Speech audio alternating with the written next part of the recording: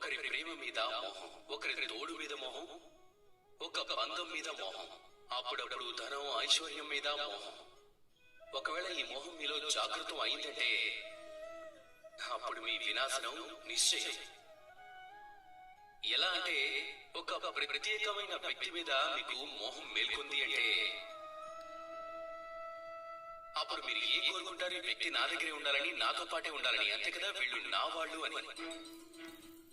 ఇప్పుడు ఈ కారణం వల్ల ఎక్కడో ఒక చోట ఆ వ్యక్తిని మీరు తనని ప్రేమించే వాళ్ళ నుంచి దూరం చేసేస్తున్నారు.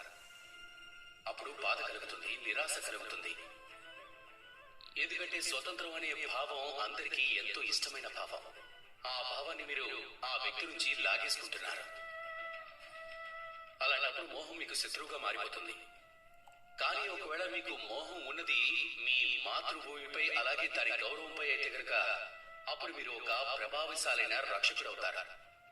ఒకవేళ మీ ఆత్మగౌరవంపై మోహం ఉంటే, నీతిపై ఉంటే, అప్పుడు ఈ మోహం మిమ్మల్ని ఎప్పుడు అధర్మమైన మార్గంలో నడవనివ్వదు. ఒకవేళ మీకు మీ ఆత్మపై మోహం ఉంటే అప్పుడు ఏదైనా దురాత్మ వచ్చి మీకు హాని కలిగించలేదు. కాబట్టి మీరు మీ మోహాన్ని స్వయంగా మీ మనసునే మోహించేలా చేయండి. దాన్ని మీ మిత్రుడిగా చేసుకోండి,